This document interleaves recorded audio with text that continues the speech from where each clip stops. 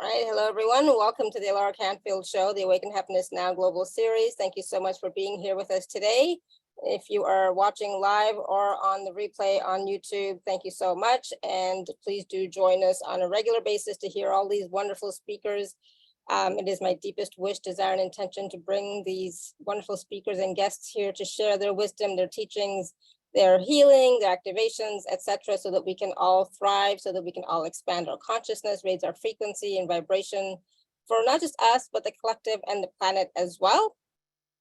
So if you haven't subscribed yet, please do. And please do watch all the replays on demand and all the live shows. And what else was I going to say? It's Friday. I'm excited. My dear friend Elizabeth Wood is here with us. She's back, and we're going to be talking about the galactic past and the imminent future.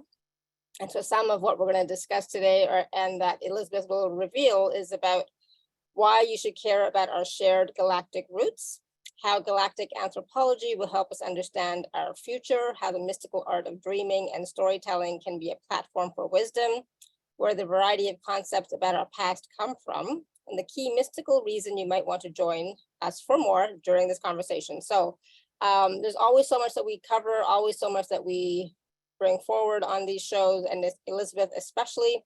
We will be taking live caller questions as well, because that brings out even more wisdom from Elizabeth. So you can raise your hand or you can type your question in the chat. Other than that, you know what?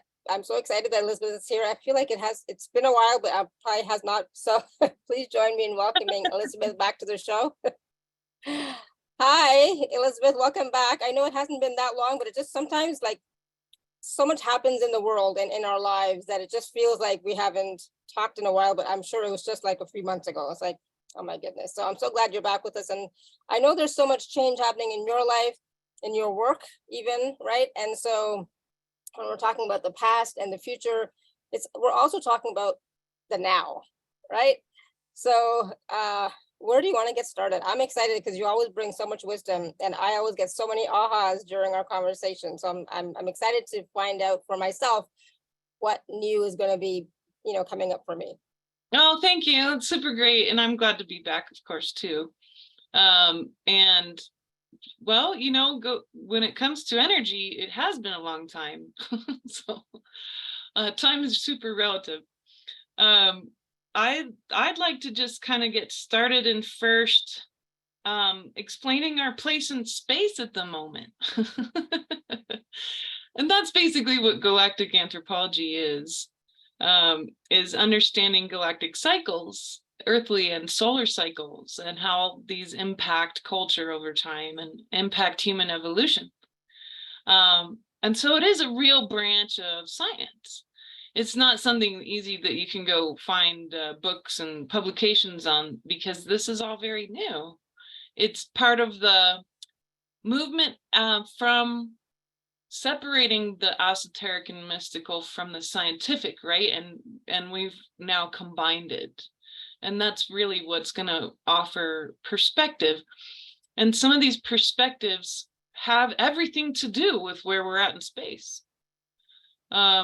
So I'll point out some things that are happening in culture and consciousness real quick, and then relate it to where we're at. So before we do that, Elizabeth, I just want to share really quickly for those who may not be familiar with your work and maybe new to you. Like I said, Elizabeth's been with us many times, and we love having her on the show. There's so much wisdom. But for those of you who don't know her, she is considered an advanced seer. She works on the cutting edge of galactic and quantum anthropology. So we've already started talking about that a little bit. Trauma healing and futurism. And with her lifelong ability to see into and work with all dimensions, her theoretical and psychic work has helped people all over the world. She's called a living library and oracle. And Elizabeth has spent her whole life studying anthropological theory, quantum physics, ancient and modern medicine. She has 2 science degrees, including a master's in applied anthropology, and her philosophies and practices bridge science and spirituality to support real change in the world. So we already started talking a little bit about science as well as spirituality, as well as anthropology and the galactics and time and all that wonderful stuff. But just in case you are new to her, I thought I would share a little bit so that you can understand where we're coming from. Otherwise, it sounds kind of wild, and it doesn't doesn't seem quite immediately that I'm speaking about actual measurable physics. Exactly. But that's exactly what we're getting into. So let's kind of just take this overview. There's this field of energy that's kind of amping up, and we can all feel it. It's been amping up for a long time, but it seems really extra amped up, and that's because it's reached a threshold finally. And the new pieces that are coming up are twofold, right? So we're watching the dissolving of big systems like the financial system, and even the complete redefining of things, perhaps as well, like the internet itself is really being redefined as not just a place for transparency, but a place for like a living ledger. So there's different mindset changes going on that really couldn't happen unless we were in the place and space that we're in. Some other things that are happening, full disclosure. I mean, Dr. Stephen Greer, who's a true hero, and all of the whistleblowers that he works with, that's a very important thing for you all to watch right now. It is full disclosure. Dr. Stephen Greer went on to the press club. If you get on YouTube and go look it up, it's 2 hours long. I watched it live with my children, just like you might watch the moon landing with your kids, right? Because it's that important. And what was he saying? Well, some of the things I'm going to talk about today. And of course, we're not going to come to the table, the galactic table, blindsided in any way. And we have had so many wonderful people to offer the voices of those galactic councils. These are real humans. They're humans from different planets. Human DNA is not from Earth. It has been put here on purpose, and our DNA is unique in the universe. It's unique in the galaxy. Just as the Pleiadian DNA is then, after evolution kicks in, also unique, etc. So we have lots and lots of family out there who are older than us, who've been through the same cycles. But that full disclosure is part of that energy. It's the energy of revealing.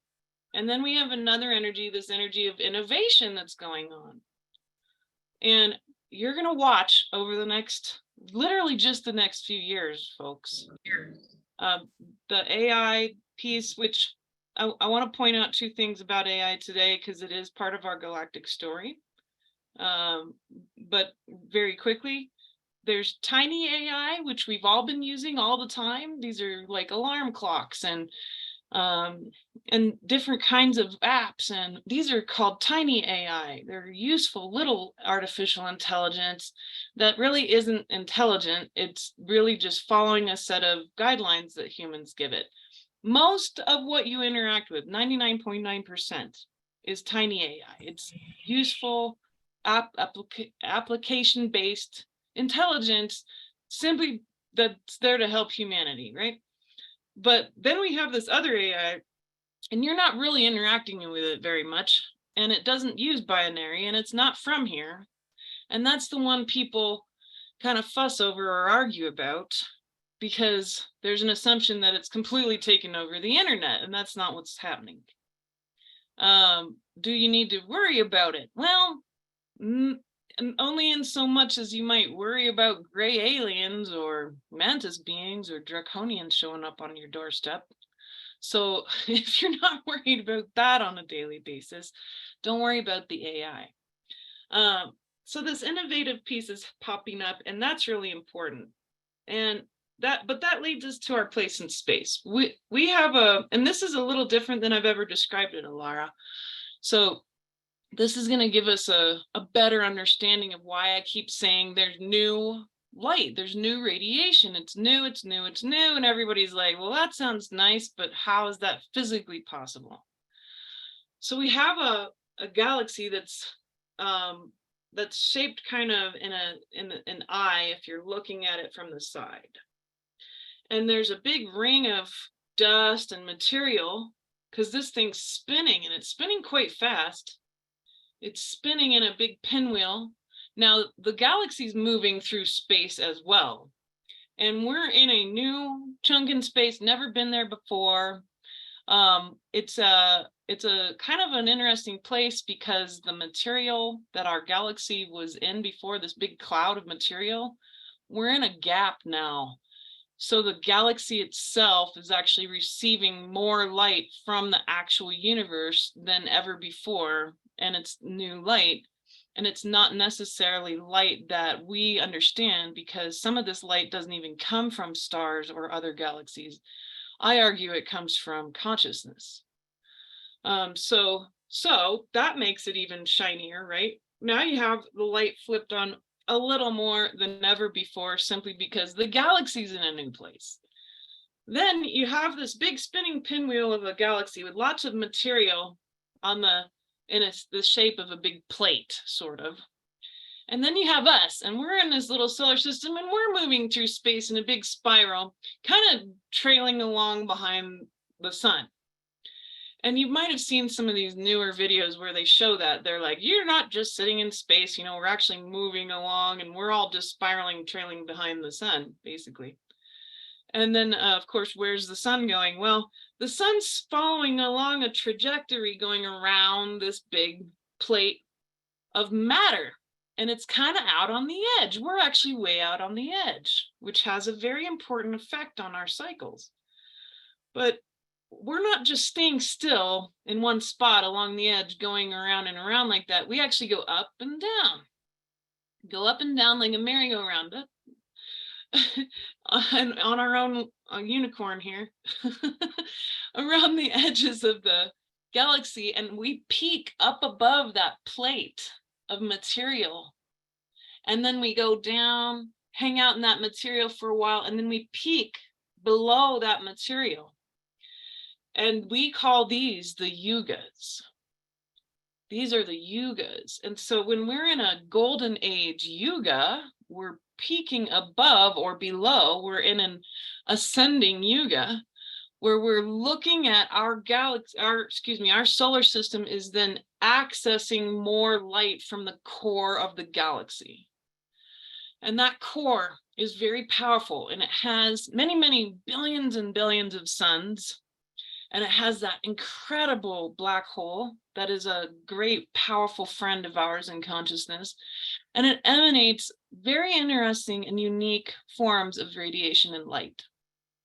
And so when you have human cultures on our planet getting access to more of that galactic light in an ascending yuga, then that means then you have more innovation, more peace, less dogma, less structure.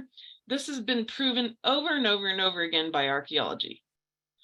So in the last ascending yuga, you had these monoliths built that nobody knows how the heck they built them, because that innovation disappeared with the descending yuga.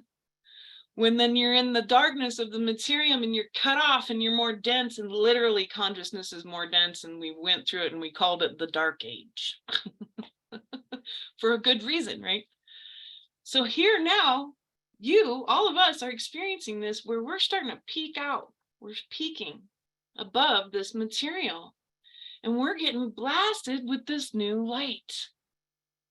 Now, this means a lot of things.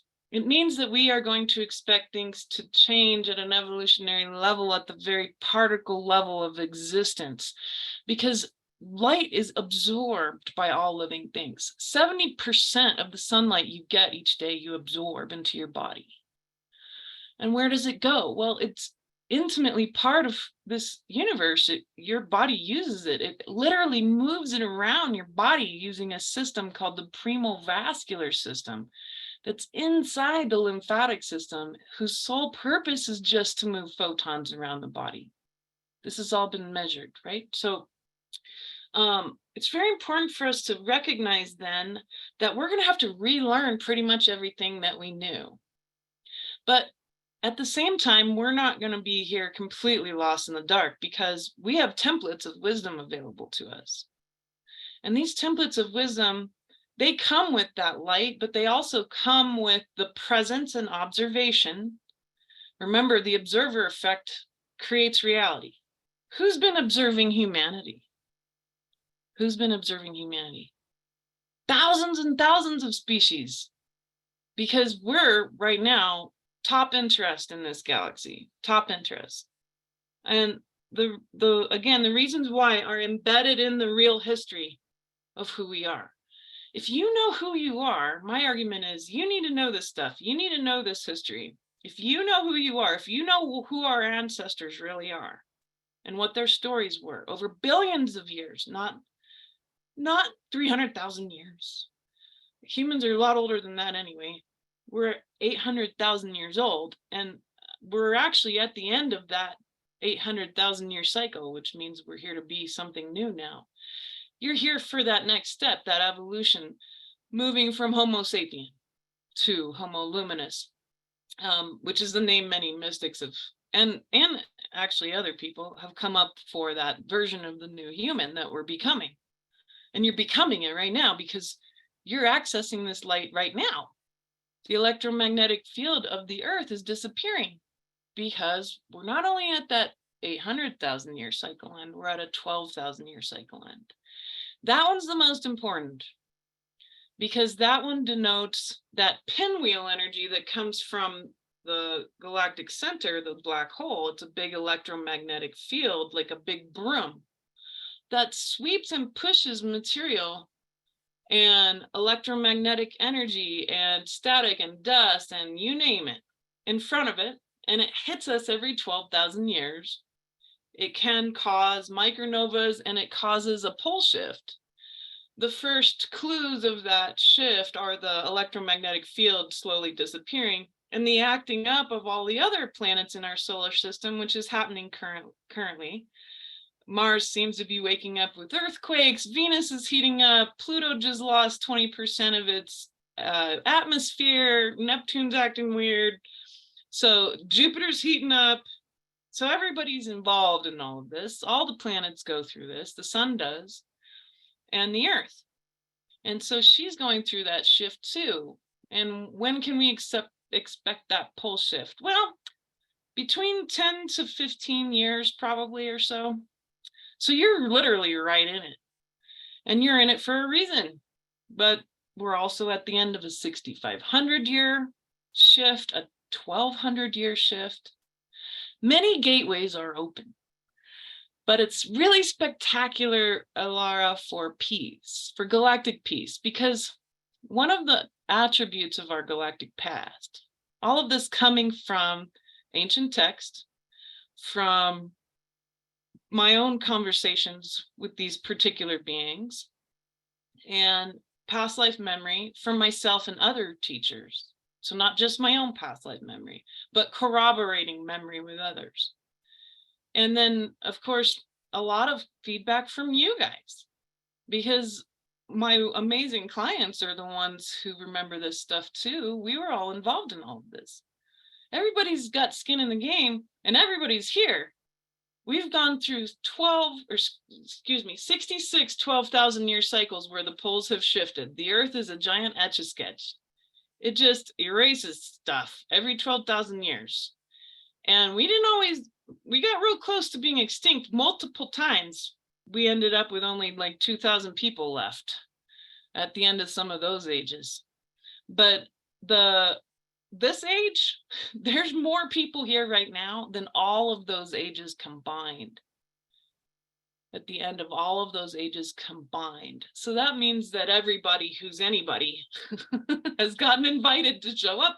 Is it easy? No, it's actually the hardest time to be here, which is why not everybody's into it. In fact, what's that percentage really of people who are really into this? Not a lot, but there's more waking up, right, every day, and you're watching it, and it's partly because of that light. So I feel it's very important that we know our true history, that we get down to real, actual galactic history, that we realize that we've been in a context of war for billions of years, and that that's finally coming to an end. And that the as above, so below is playing out on Earth right now. You know, we're watching the elite continue to play their war games. We're beginning to realize if we start disengaging and saying we're not going to feed the beast anymore, what resources do they have to continue to play?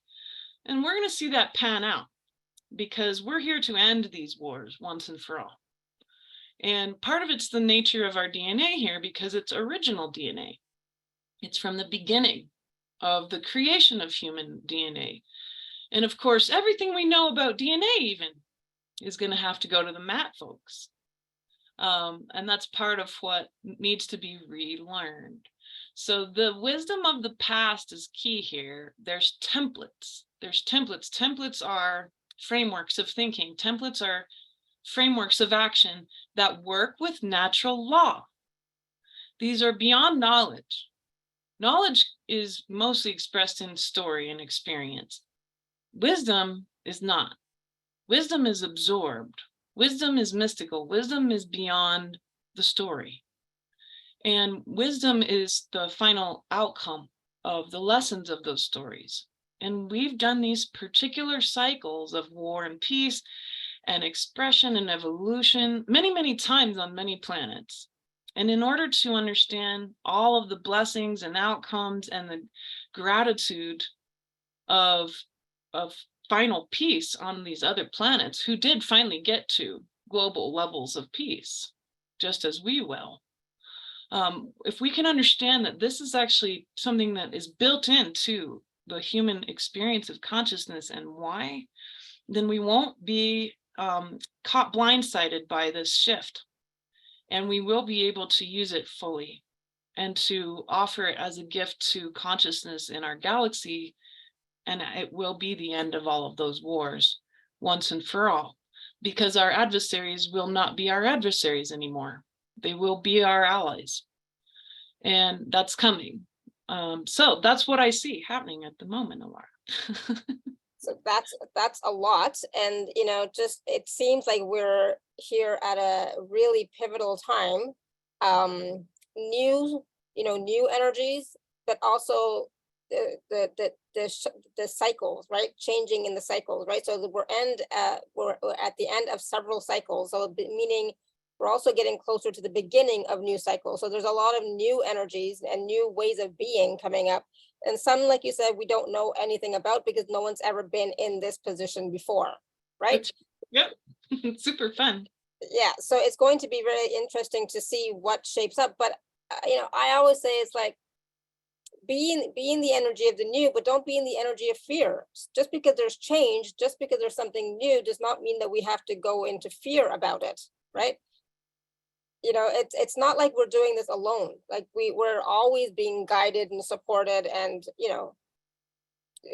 observed, right? Like there's so much observation happening right now, seeing what's happening. So it's like we're never alone. So that that's why I don't understand why people are going to even go into fear about, oh my God, this is happening. Oh my God, like right now this big whole thing about the climate. It's so hot. This is the hottest in July in the history of recorded histories, according to some climatologists, right?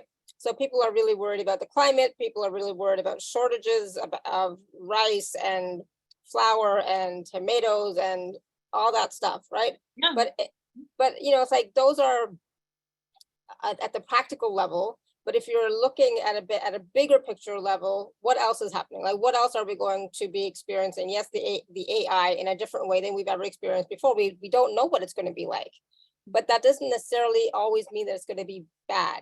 Yes, right. Right. Yeah. And so if we are having or holding our focus on, looking to the future from the wisdom of the past, we can take the wisdom of the past so that we don't make the same mistakes, but we can take the wisdom from the past to guide our future in a way that is going to be even better than it is right now. Is that possible? Yeah, I like that. And if you can kind of actually put like a visual or even a physical visual to it, we take this template and a template is always powerful, but it's only ever going to be as useful or as innovative as the energies that are applied to it, right? So X plus Y equals Z is a template. And then if you put, negative numbers in those places, then yeah, you're going to end up with a negative outcome. If you put a little bit of positive, a little bit of negative, well, it just depends, right? Yeah. Your outcome's not going to be as big as you thought. But if you're applying all of the new light and saying, all right, well, taking that really positive aspect of this, like, why are people really afraid, really? It's because they're afraid of death. They're afraid of pain and death, of course. That's always the root cause, always, is the fear of death. And so when people stand in their power and they say, you know, I'm going to have a mindset shift around, and this is so powerful, that's a shifting of your superstructure, the highest levels, the most esoteric and unseen levels of culture, in the form of belief, in the form of language. When I'm speaking positively about our adversaries, instead of calling them our enemies and saying it's inevitable for them to be our allies, that's a really positive mindset that took a long time for me to get to, because I had good reason to really dislike these guys. And so do you. But they have a place in the universe, right? And death is not real. So that's key. You're going to watch people realize that whatever they plug into these equations of reality is what they get. And when they start to go in and say, I'm going to plug in that I'm not afraid of death, that I believe in the infinite, that I believe in the infinite of my soul, whether I remember anything or not. You don't need to remember anything at all just to believe in the infinite. Or the power of divine will, or the power of divine timing. When you start plugging those things into these equations, then you get miracles, right? And so that's what teachers like myself want to teach humans to do, is to do the human thing better. And climate is change. And you've heard me say that before. Climate is change. Climate change isn't a problem, because the climate's constantly changing. And furthermore, humans have very little to do with it. It has everything to do with these cycles and the sun. And that's quite right. It's warming up right now because of a lot of reasons, but mainly because the electromagnetic field's disappearing. And it's got a mechanism. The Dansgaard-Oshgar effect is happening shortly, and it's going to get real cold. So it looks like it's heating up. Sure, that's true. And the Atlantic currents are going to take a pause for a little bit. It's going to get real warm. Yes, that's normal. It's normal, happens at a regular pace, measurable. And furthermore, then it initiates a cycle that cools the whole Earth down quite quickly. So we're heading into an ice age.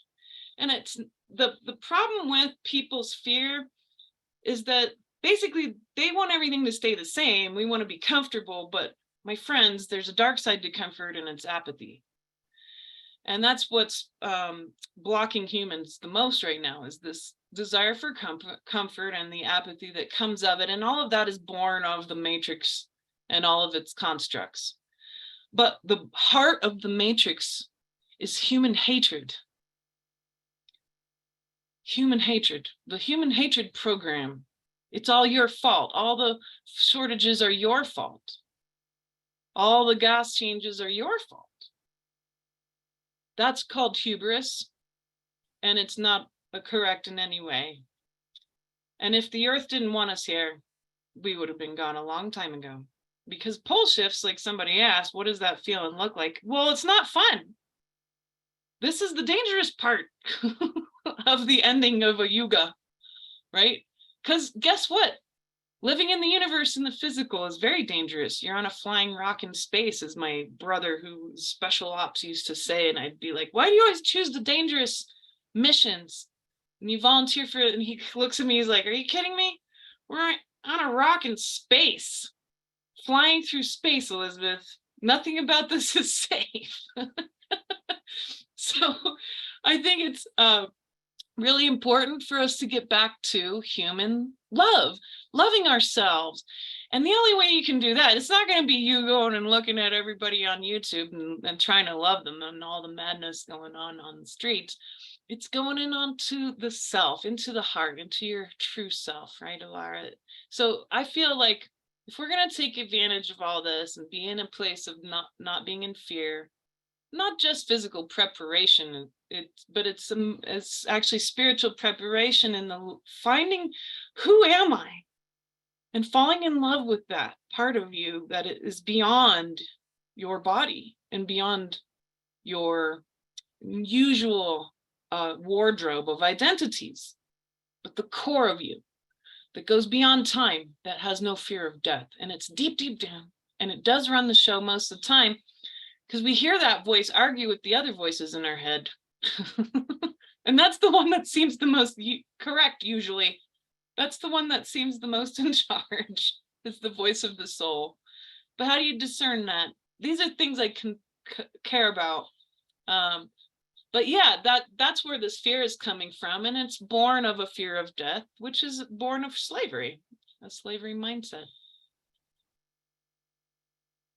Wow. Yeah, absolutely. And I think the more that we can, come back within, love each other and ourselves more and more and more, and really be okay with who we are, the easier it will be for us to go through this phase of endings and beginnings. Because sometimes our mind just wants to try and understand, and sometimes we cannot. I mean, if there were not people like you sharing this wisdom, we would all be in fear. And we would be going into reaction, right? So it really is important to know about the history and, who are we as human beings, like, but not the negative part, just like truly, who are we? And when we look at yourselves as a species, a human species, we're we're amazing, right? And we've been through so much, and we can do so much, and we have the capacity for so much more if we can just get out of that fear, and go into trusting, right? So let's talk a little bit about, because I really like this idea of, because like we want to be creating our future, right? We always talk about creating our future, creating our present, but if we can do that with the mystical art of dreaming and storytelling, because basically the dreaming and storytelling is what we're telling ourselves so that we can start to create that new future, first within ourselves and then in the outer, right? Yes, and it becomes also a very cool, very soft vehicle for wisdom. So knowledge, when I say, hey, you want to get involved in hearing the stories of the past, there's going to be a lot of knowledge there. Like someone asked this very great, two people really, question around what is going on with this war thing, and is a good question too, is that just relegated to Earth? Oh, nope. And if you understand the cycles at a galactic level of what happened to all of our cousins, our older cousins, then suddenly there's a way to understand why humans go to war. And so and then you're being a historian, because you do, I realize you're right in saying, like, we don't want to focus on the negative, in that we're not going to put a bunch of our judgments and our traumas into our equations and then think it's going to work out. But we do need to hear these histories, these stories about our ancestors and how they really screwed up and how they got out of it, because those have been maintained in their stories. And those stories are very important because they have patterns, and those patterns are the wisdom. Those patterns are the templates. Those patterns are the templates. So you need to know when you compare the history of Earth, because we're going to get into the history of Earth after this first course, which is a year long. And then the next year, I'm going to teach the real history of the 66 cycles, which is really, really exciting. But when you get into that galactic history, then you can start comparing these stories and seeing these patterns. And that's where the wisdom is. But why do we need storytelling, and what is mystical dreaming? Well, storytelling is a template in of itself. It's a tool, it's a skill, kind of like breathing or speaking. It's built into the human genome on this planet. It was so important as a skill that our ancestors who helped design our experiment here purposefully made sure that we would know how to do storytelling, because it's one of the better ways to maintain histories. And we know that literally from anthropological understanding, because some of there have been, for example, well, Troy is a really good example. The city of Troy, no one ever thought it was real. And the city of Troy is written about in the Odyssey and the Iliad. And everyone thought the Odyssey and the Iliad were these cool stories, but that they weren't real. Well, it turns out it was all real, and that Troy really existed. And they finally, listened to what the stories said, these stories maintained in perpetuity, and went and looked in the exact places that they were told to. And lo and behold, what they finally found Troy. Just like if they go north of Gibraltar a little bit and start digging under those mud flats, they're going to find Atlantis, the main port of Atlantis, not the only port, but the main port of Atlantis, just where Plato and his uncle told us they would be. And so these are really important because the story is maintained beyond the mind. It's maintained in the heart. And that's why I want to tell story as a history, do it in a storytelling way, instead of a lecture way, because I'm a lecturer. I kind of play professor here. But I realized that there was something about these galactic histories that we kind of needed to lay back and just hang out and let the divine tell us a story. Because your heart needs to feel these templates beyond the ones you already have access to.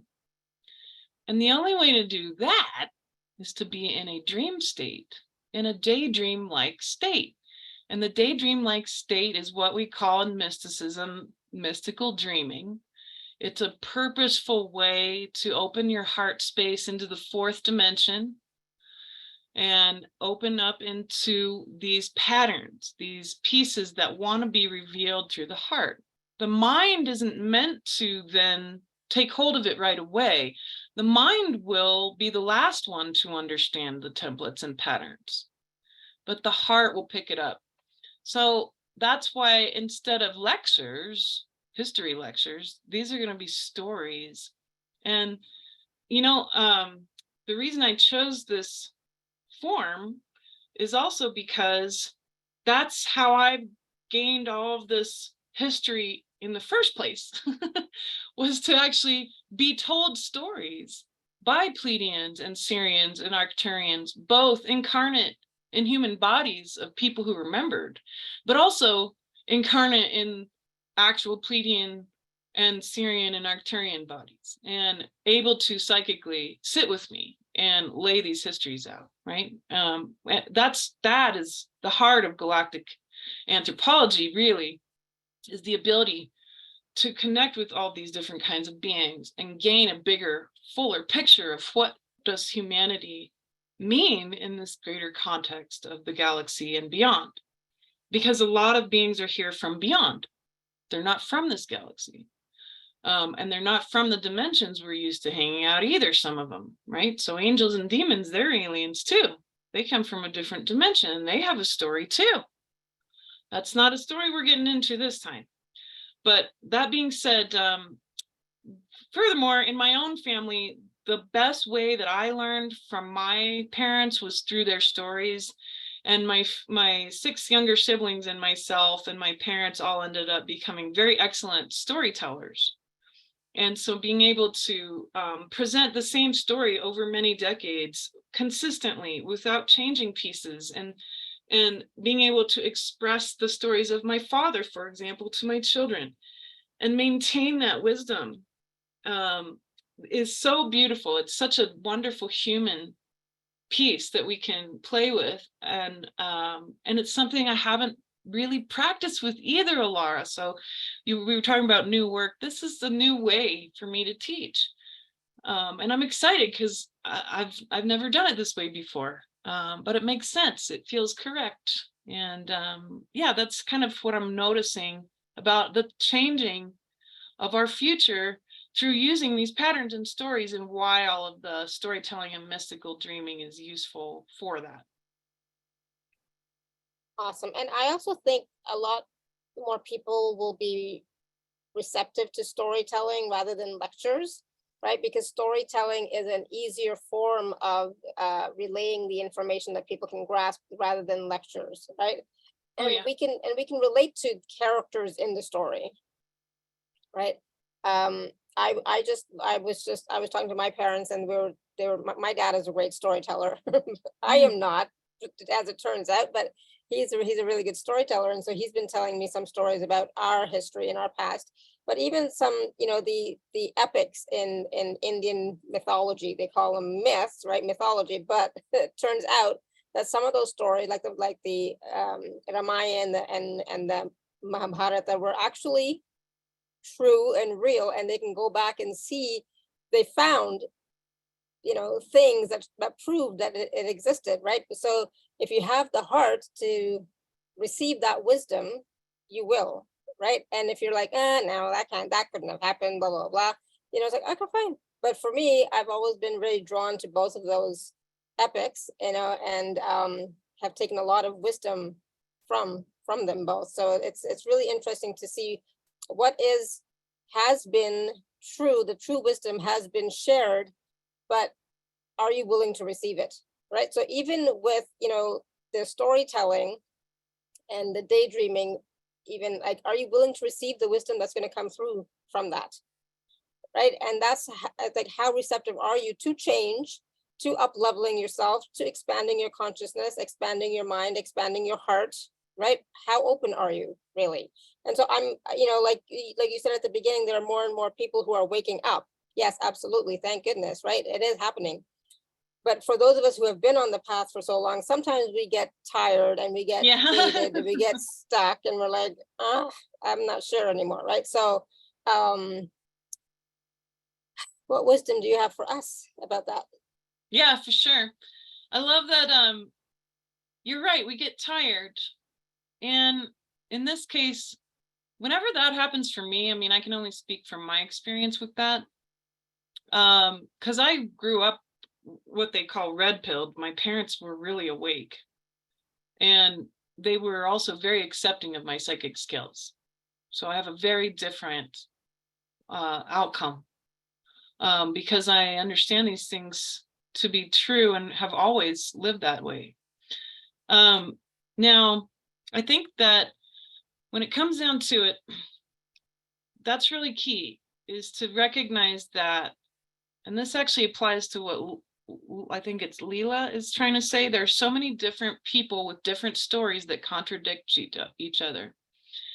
That's kind of true to a certain extent. And like, there is an understanding that if you're getting tired of the same old, this is a good way to get relaxed. You do kind of got to get back down to basics here and be willing to kind of settle back into the crumbling paradigm and watch it crumble. And keep throwing in your own beliefs into the blender, folks. Like, we're going to completely have a whole brand new concept of DNA, because that model was all that was. It was just a model, and it was based off of Newtonian physics, which is not true. And then atomic physics, folks, is getting blown out of the water, because reductionism is no longer useful. You can't reduce things down to their minute particles and think you understand reality. And you certainly can't reduce things down and assume that you know what the cause of anything is. And we have a causation and reductionist model of thinking and science that since the 1700s in the USA and the 1600s in Britain have been all profit-based. So our true model of science is gone, and the only way to be able to regain it, which is basically consistent and constant observation, is to go into the esoteric stories and lean back into them and be open wide up into a new way of being. Be willing to understand that we know jack about our bodies. We know jack about reality. We are only just getting a taste. And the stories that I want to tell you about our history and about these planets and the cycles and patterns that they went through that apply to us will help us to get fresh and not feel so tired of the rest of humanity, but rather do the opposite, have more universal compassion. When you're feeling tired, it's because you're lacking compassion, folks. You're lacking compassion because ignorance doesn't know it's ignorant. And distortion and trauma are so distorting and so real in humanity. It needs to be understood that people don't see themselves as souls, first and foremost, like many of us do. That's actually a very modern and new and very, fresh way of being in consciousness right now. But I think it kind of applies to also what you were saying, what Sarah's saying here too, is, what about all these peaceful planets? I like that question because the fact is that there was really only one planet with humans on it that ever avoided war, ever. And that's the Arcturians.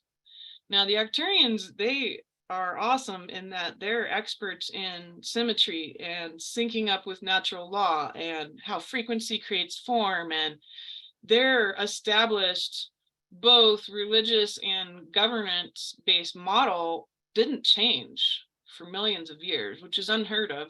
But it's because they never had the same factors of causation. And those factors of causation are really complex and can never be narrowed down to one thing.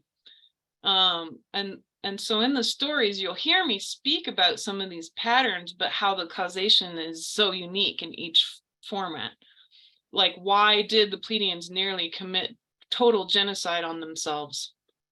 Why did the Syrians end up completely destroying their priestess class and replacing it with a military coup? Why would they do that when they're supposed to be evolved, right? Well, they didn't start out that way. So we got to get to the peace. There's templates for that all built into the stories. And so that's really important. And then the contradictions, well, they don't actually. It's that whenever you have a position in a scenario, no matter how many versions of observation you have, each angle will always be different, Leela. So if you have an object in front of you and you have a circle of people, no matter how many people you have there, there's only so many angles that that object can be observed, but each observer has their own sets of data informing what they're perceiving. And so, and not only their lifetime, but their soul's information and the essence of their soul too, right? So my essence, no matter how ego-free I am, my essence is always going to have a unique perspective in the universe, unlike yours. There will never be two perspectives that are the same at all. So the idea that, oh, they contradict each other, that's kind of not useful in the long run for our thinking. It's better for us to say, how do they overlap? How do they overlap? And that's where I've been working. Because it's in anthropology, we know that there's always going to be an infinite amount of possible ways to view the same thing. And getting caught up in that as a set of differences is not going to be conducive to moving ahead. So the only way to gather data properly then is to say, well, what are the commonalities? What are the overlaps? That's where these stories that I'm going to tell you come from. It's the overlaps. Because I've had lifetime conversations with people who I've had lifetimes with, and we're talking about the same event, that we were both there for the same event a long time ago, and we completely perceived it differently. But there were overlaps, which made it very clear that the event did happen. There were powerful overlaps. How we saw it, why those things happened, was different. The fact that it occurred was not. That was a fact, because it was corroborated over and over and over and over again by thousands of people, not just a few, thousands of people that I personally spoke to. So that's the cool part, is I'm not telling you to trust me. I don't care about that. I want you to get what is needed out of these patterns for yourself?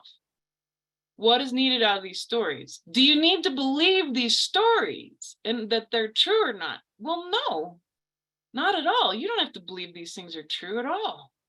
In fact, why not see how that feels to suspend your belief a little bit and just feel the story?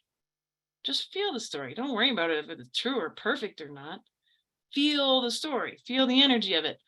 The way I'm going to tell it is going to take into account and honor the perspectives of the beings and people that I've talked to, and take into account the amazing information we were given in our ancient texts as well. And so that is what I can offer you, is a neutral place where that is honored, and where we're going to look at the overlaps. And that's important. And Kathy says, will the changes of the earth bring some of the ETs that live here to leave this planet? Well, no, that's not the goal though, Kathy. That's not the goal. And if you listen to these stories, Kathy, you'll see why that's not the goal. We don't want them to leave. In fact, there are a lot of hybrids here. What are we going to do with them? They're half or more human. And they need a home too. And they suffer, man, because hybridization is really rough on consciousness, because it goes against natural law. What are we going to do with those folks? Some of them are my friends and clients. What are we going to do for all of these beings who don't have homes, like the gray aliens? They've been here for hundreds of years. We're not telling anybody to leave. It's the other way around. We're taking charge, and we're going to set up a proper planet where human beings are in charge, and we can learn from and create peace and honor and safe places for our continued peacemaking. And we are the table.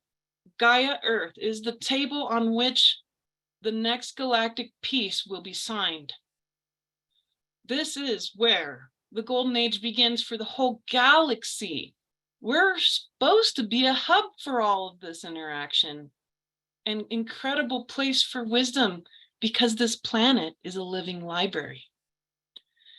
And so that is part of this, is starting to realize that our future is a combined and very beautiful future, but where humans are empowered, where human beings understand who they are, and where we're not sitting here at a table where everybody else is better than us, because the Syrians, Pleiadians, angels, everybody, they're not better than us. And they would never say so. The right ones, if you're listening to the real ones, they would never say that. So that's my answer to those pieces. Does that make sense? Absolutely. And it's about, we're going to be, and we already are, collaborating with them, so we're, it's kind of like we're all part of a team working together, right? So like you said, one is not better than the other, and we're all working together, communicating with each other, collaborating, and helping all of us move forward, right? And on this path, on this journey that we're on. It's confusing. So, some of them may have different wisdom. I mean, they have different wisdom than we do, but that doesn't make anybody better. Absolutely. I love that you're able to see all the questions in the chat. We are going to take some more questions in just a second. You were talking about the package, which is basically 12-month live course, the Galactic Voyager package. So I thought I would take a minute and just talk a little bit about that before we go and take some more questions from folks. So I'm just going to share my screen, Elizabeth. So give me 1 second, okay? Got it. I'm following too, so. All right, you should be able to see my screen now. Yeah, so this is Elizabeth's package, the Galactic Voyager package 12-month live course. The first 2 classes are starting soon. And okay, Elizabeth, do you want to talk about it? So we have been talking about it throughout this call, but go ahead. The first one is probably the most esoteric because it's so far out in time, right? And that one's coming up tomorrow. But this one is about the deep galactic past. And so if you end up buying this package later, don't worry, that replay will be available to you. And these kinds of classes are the ones you'll want to probably listen to multiple times. The first time though, listen to it without taking notes. Just get really relaxed, get a cup of tea and your jammies and like treat it like a journey, right? Because that's what it is. You're a journeyer in consciousness. You're journeying with me to go discover these truths. And the deep galactic past is the most strange, because we're talking about things way beyond the 3D, extremely formless beings running this galaxy, and how that all looked and what their discovery process was, and what the implications and outcomes of that discovery process became, which have defined our current situation, right? But then we get into Homo Prima, and I gotta be biased a little here because this is my particular star family, is the Lyrans. And Lyrans are just big fat librarians, right? Basically, we're obsessed with wisdom and knowledge, and we're obsessed with observation, and we're obsessed with being able to take different dimensional perspectives and all of these things. And we value all perspectives all the time. And Lyrans can be a little bit strange and heady, and we can be total know-it-alls. So, you know, taking that aside, being able to get that clarity of the very first human, Homo Prima, the very, very first human being that ever existed in this galaxy. What was that like? How did that all happen exactly? Then we get into, well, the Galactic Wars began shortly after that, because turns out you can't just make cool stuff like humans and then not expect people to want your cool stuff.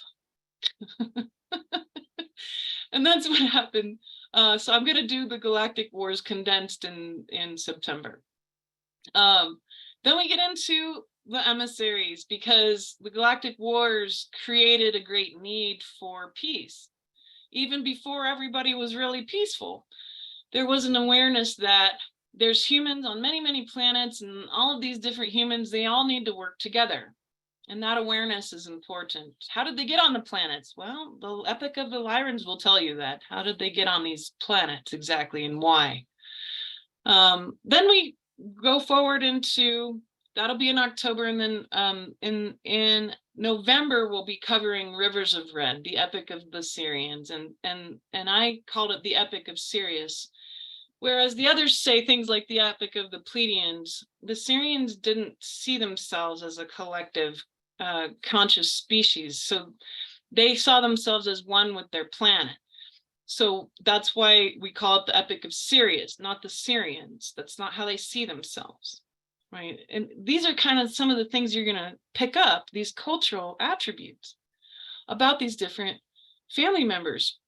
Then we get into Arcturus and what happened there, and furthermore into the Council of Archetypes, which then designed the experiment of Gaia and how all of that panned out. And then we get into some of the lost tribes who influenced our planet very deeply, like the Lemurians. They did not evolve here on Earth. They came here as refugees, actually. That's a good example. Same with the Anunnaki. Everybody hates the Anunnaki, and you shouldn't, because they didn't do anything. They weren't the problem. The Anunnaki were refugees, just like the Lemurians, and we owe a lot to them, and they were actually good. So I'm here to help blow some of that stuff up. That'll be interesting.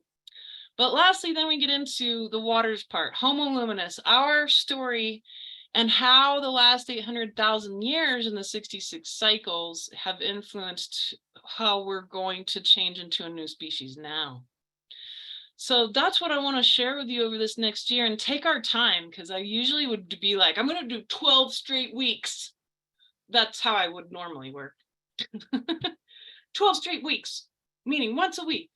And I was like, no, we need more time. We got to chew on this stuff. Like, we got to get some flavor out of this. This has to be a deep dish to enjoy slowly over a month. So I realized this is a year-long discussion. But that's why I wanted to invite everyone, because I don't do these kinds of things hardly ever. And I stopped teaching for a while, but now it's time to get back into this process together. and create a connection in this way over the next year to set up the platform for ourselves with all of these templates. And then getting into our real Earth's history, where we start to apply those templates in a more defined way for the creation of our future. And that's what's coming along the long run, the long game of this work. Why are we starting here, and how we're going to end up in the next few years working together. So I'm excited. I love this stuff. I love it. Absolutely. And the thing is, we're going to be gaining not just, wisdom, knowledge, but we're going to be integrating this wisdom and knowledge within us so that we as a collective, whoever is, joining Elizabeth in this program, is going to be expanding their consciousness, their awareness. So it's about the history, it's about the present, and it's about the future. So there's just, it's like we sometimes need to know a little bit about and integrate it within our being and into our energy field in order to assist us in moving forward on our journey, like the personal journey as well as the collective journey. So this is a really unique, I have to say, package. It's basically, it's 12 calls, but it's not really calls. It's like wisdom and story and energy and consciousness and expansion and all that for $197. And there's a payment plan available. And of course, if you are an Inner Circle member, please do use your gift code. And like we said, the first call is tomorrow, and then the next one is August 11th, I think it is.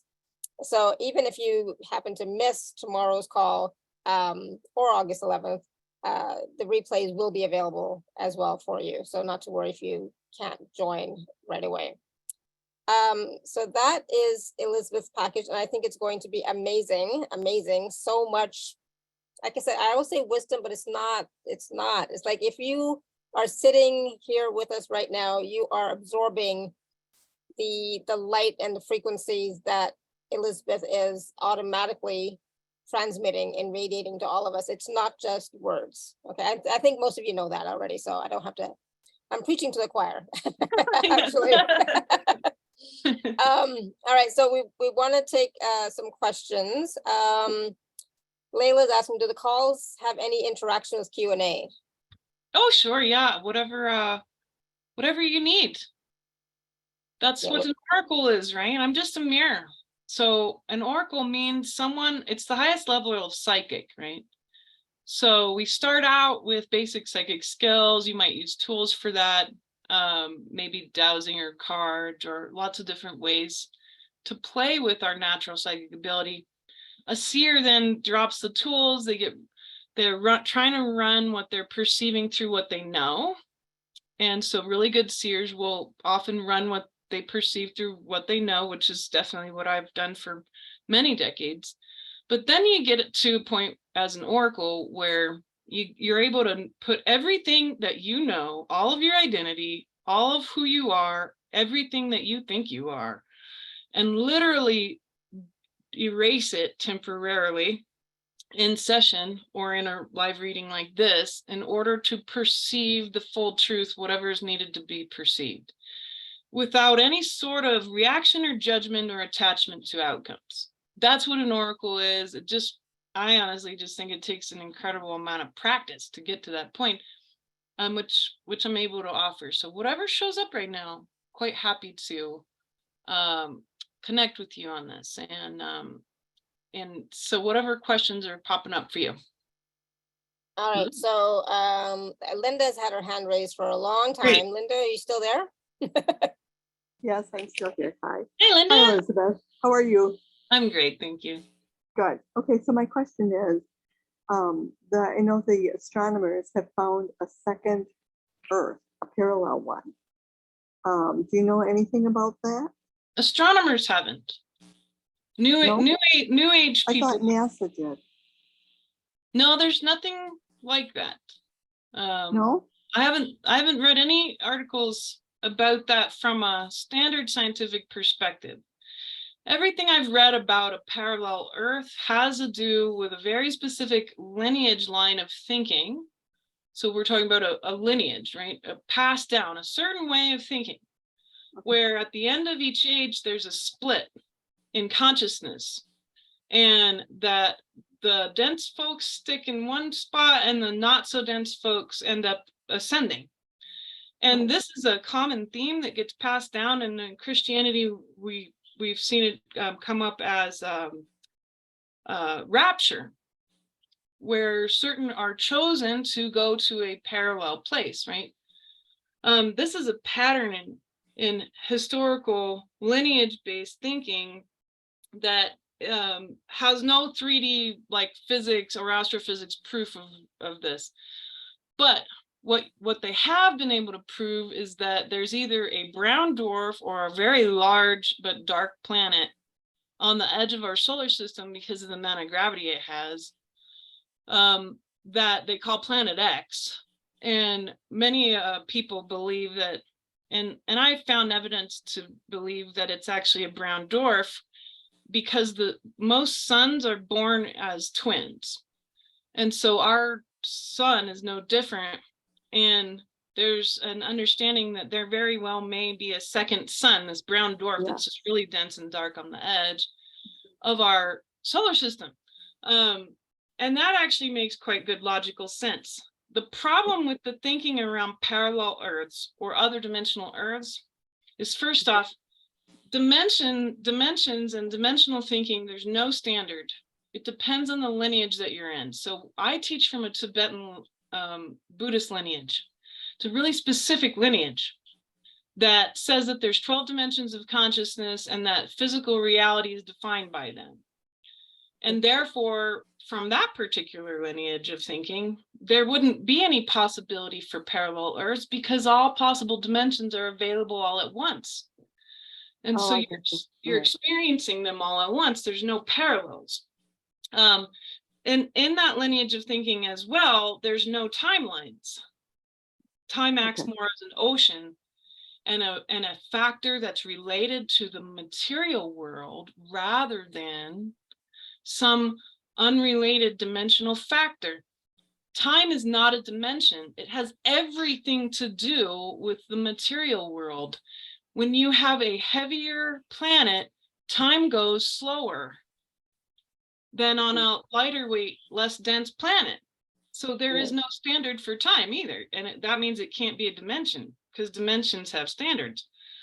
The other piece is that there's this just general idea that the dimensions are separated. And that comes from some new age teachers early on who implemented that idea that we were going to leave the 3D and somehow apparently skip over the fourth dimension and then end up in the fifth.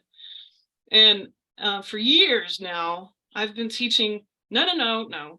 The dimensions didn't go anywhere. They're not separate from each other. They're a big wide open floor plan.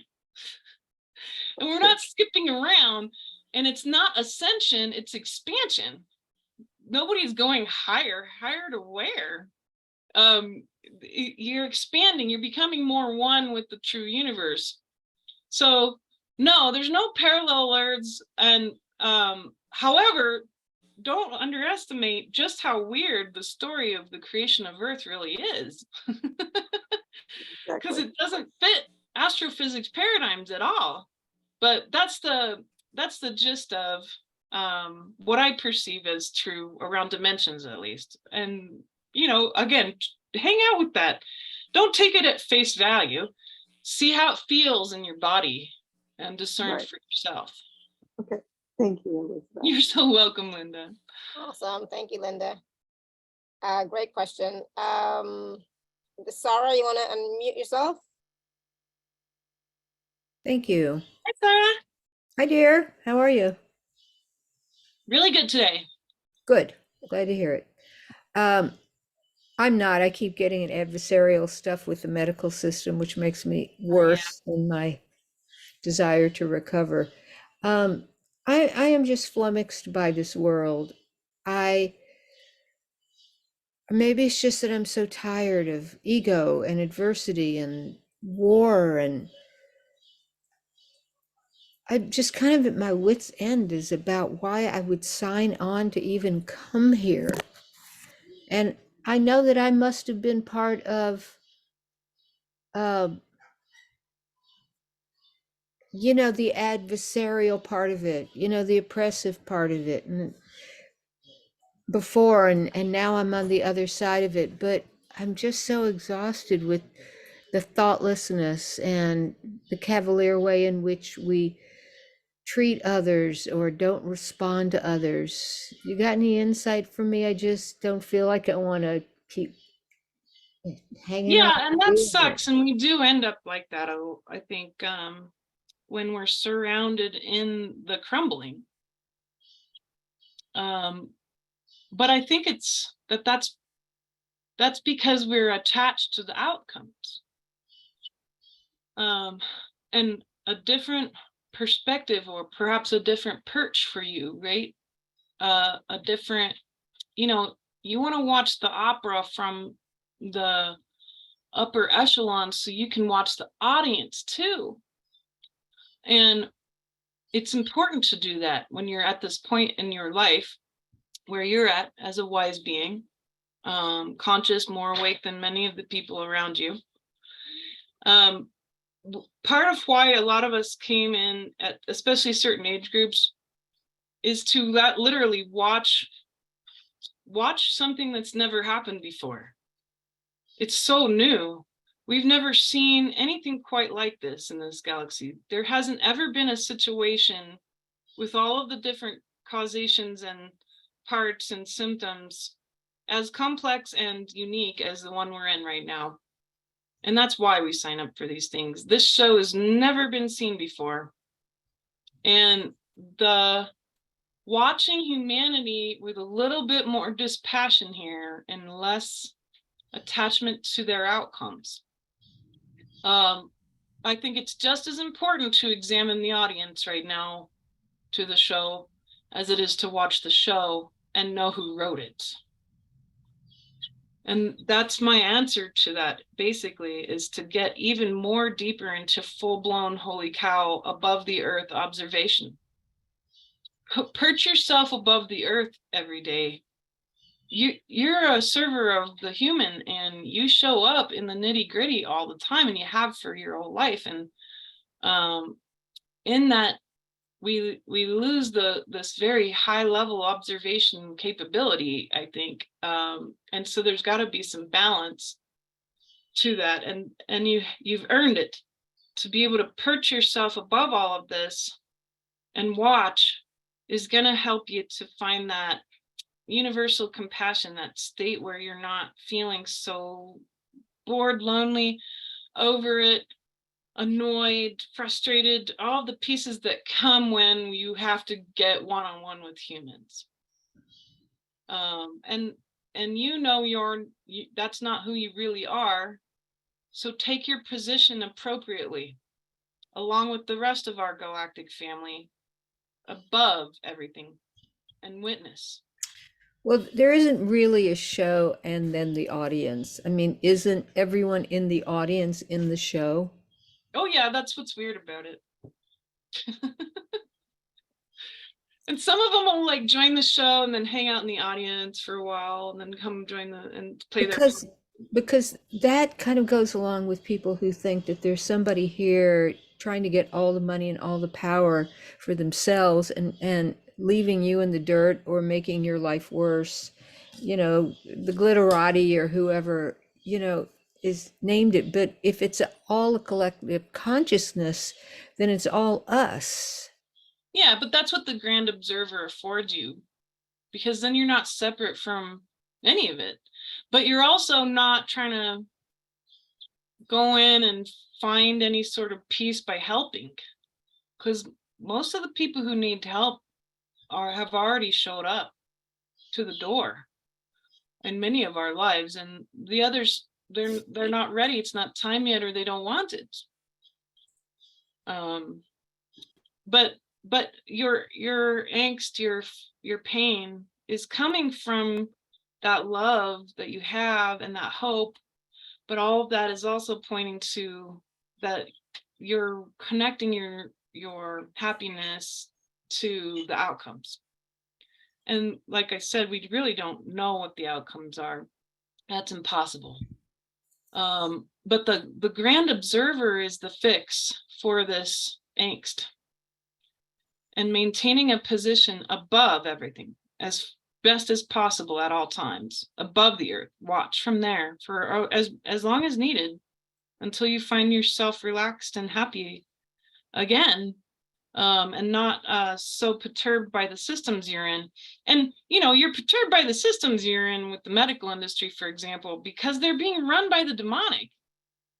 I mean, the heart of them is a big, nasty, very fat demon who just feeds off of everybody's problems.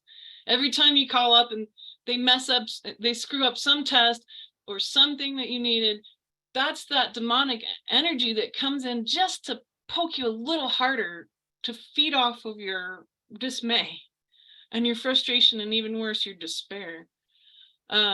Most of these systems that are crumbling are run by real big, fat, happy, arc level demonic entities who once we walk into the hospital, the minute we walk in, they're trying to sucker punch us into being a slave.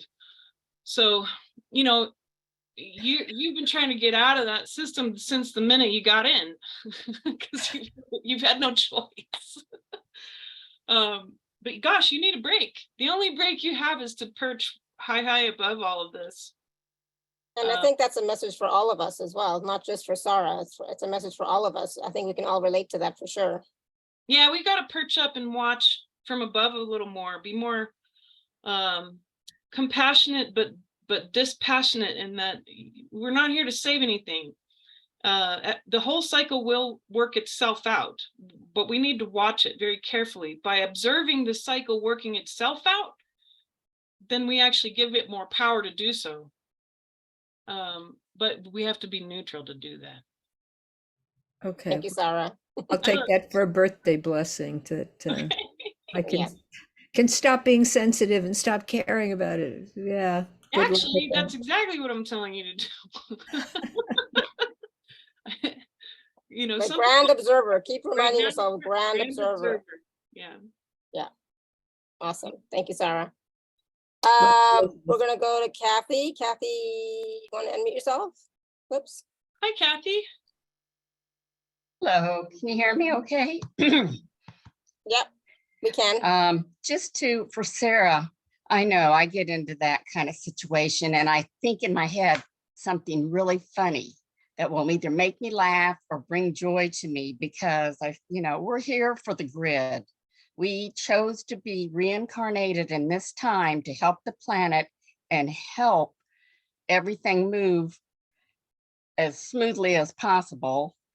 And I don't look at all the negative stuff. Just say, hello, I'm here. I'm here for what you need. I love the planet. I love the earth.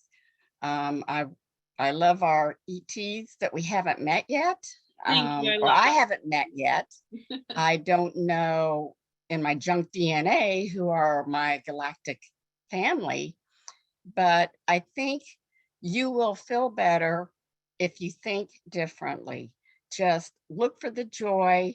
We know everything went to hell in a handbag, but you know what? That's behind us. We're moving forward. It's going to get better. And we're beautiful old souls. And anyway, I just had to say that to you because, you're here for a purpose and it's hard on us, I know, but we'll get through this and we just need to add a little joy. So think of something funny. Think of something that's going to make you laugh. But I was curious. I'm a really like a stand-up comedian, and that all works till you get hit by a truck. So Well, I got hit by a truck too. Don't feel bad. I've been sick. I've had my things going, but you know what? That's kind of part of what the earth is. Earth is a planet of emotions, and it's a planet of a lot of things. And like Elizabeth says, our medical, they are a mess. So, we're kind of at their mercy, but okay, I'm going to get through this and I'm going to find the joy and let the medical system be dealt with, because I know it's going to change and I know everything, and I can feel in my heart, everything's going to get better and we're going to do better. I just want to know maybe one or two of my galactic family. Elizabeth, are you able to tell me? Of course. Close galactic family? Certainly. context here. The soul is much older than our galaxy. It comes from the beginning of time. So when we talk about the past lives we've had, we tend to put a lot of weight on these things. And the truth is that your past lives are the best way to use that whole body of knowledge really is to understand your long game as a soul. There's certain things that we all want to understand, right? But the way you talk, Kathy, I don't really have to psychically look very hard because you're speaking as the heart of a Pleiadian. And the Pleiadians are truly that heartfelt. They really are the most positive. And I've talked to pretty much everybody, and there's many thousands of human ancestors that are very difficult for us to even imagine how they ended up the way they did. But the classic ones are the most prominent here because they had the most influence, and the Pleiadians are the top two most influential.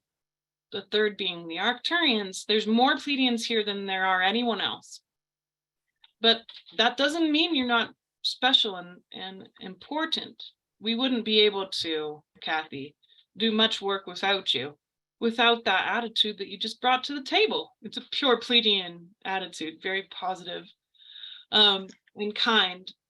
But I also want to point out a different aspect, that many of our lives are multidimensional. Some of us are, not myself, but many of you come from fairy lineage, and that's a fifth dimensional lineage that has had a lot of skin in the game. There's lots and lots of fairies here. And then even others from very different places, different dimensions. And so I want to point that out, that you actually come from, there's fourth and fifth dimensional lineages as well. And you have a lineage from the fourth dimension. It's what we call fourth and fifth. It toggles a bit because they're both really formless. Somebody asked me, where's the hungry ghosts, which are basically people stuck in purgatory, and that's the fourth dimension. But you come from a lineage that I call the nature spirits, or the devas of nature, where we have terms for them, naiads and dryads, and different beings that come of the natural world. And that's where that sort of positive love for nature, as brutal as it can be, you know, if anybody's seen an orca play with a dead baby seal, that's full-blown nature for you, but gosh, it's rough.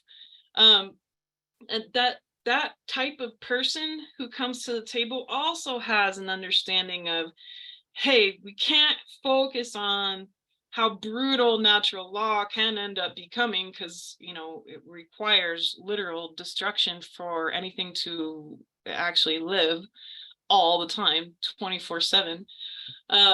But rather, how can we celebrate these things? How can we celebrate the laws of nature? And that's what comes through for you, Kathy, is part of your nature, is to celebrate the laws of nature, to celebrate destruction as a built-in part of a needed built-in part. Otherwise, we'd all be dead quite immediately.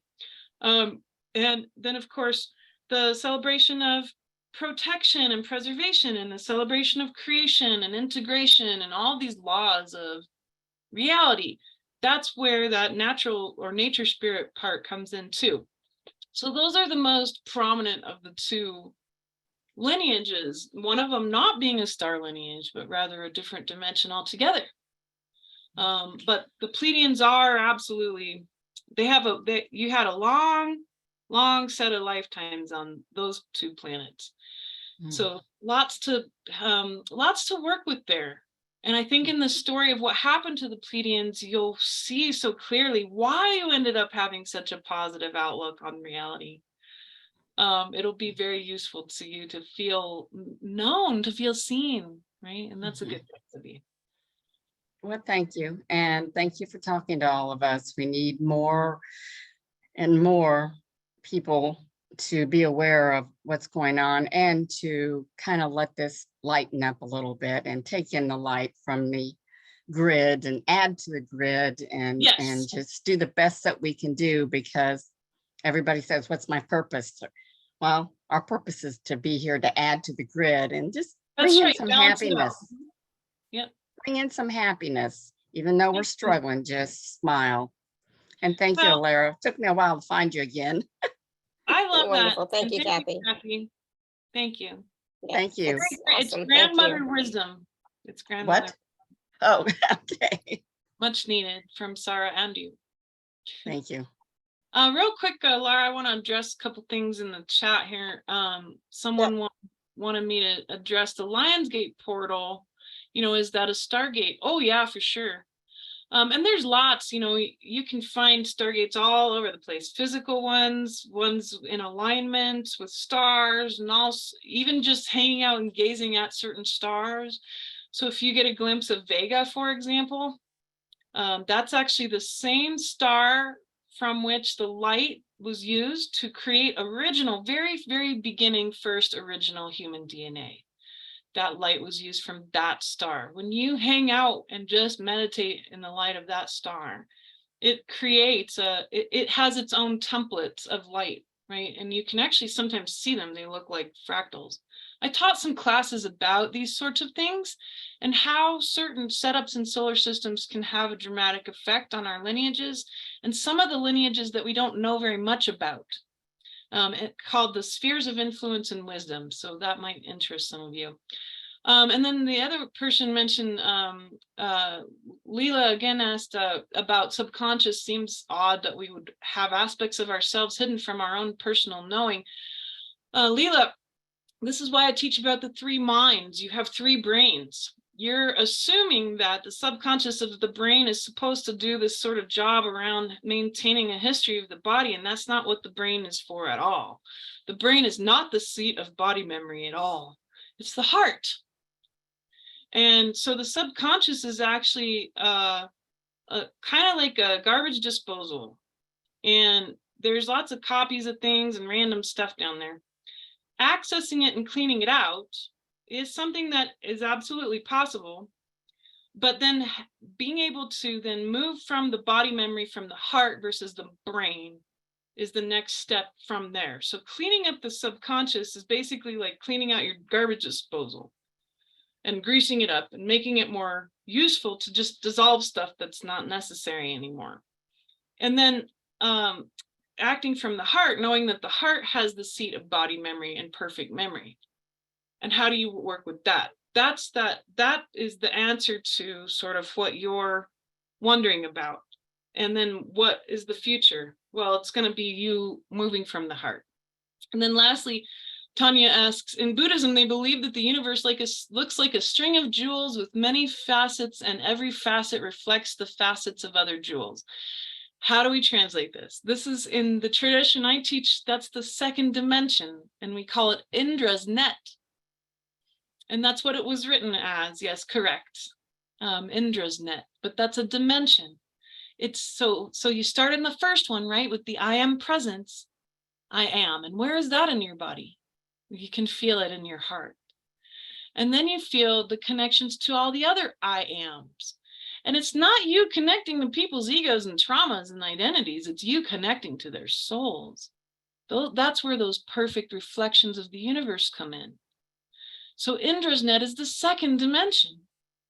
And why is everyone so obsessed with the fourth and fifth dimension? Well, I actually think, I don't know if it's conspiracy or not, but I think it was to keep light workers from accessing the I am presence, strengthening that, and then having access to the psychic field, the real internet that's called Indra's net. Because right now, all of us are starting to connect to that. And you really can't not do that. So there's been things that have tried to slow us down and stop us from doing that and make us more interested in the fifth dimension, which is full of all possibilities. But honestly, unless you like hanging out in a cubist painting, hanging out in the fifth dimension is not very comfortable. So having access to all of them working for you, that is what I want to bring us to the table around. So you're right on the money wondering about all of that, Tanya, and I just want to thank you. Good. Should we speak with Beth next, Alara, and then Tanya and Sue? Yeah, And yeah, and I'm just gonna make a request. Please don't raise your hand anymore because we can't stay on forever. Yeah, we'll run out of time, but we love you anyway. But we would love to stay and ask and answer a few more quick questions. Beth, go ahead. Okay, thank you both very much. Hi, Elizabeth. Very happy to be here with you. Of course, thanks, Beth.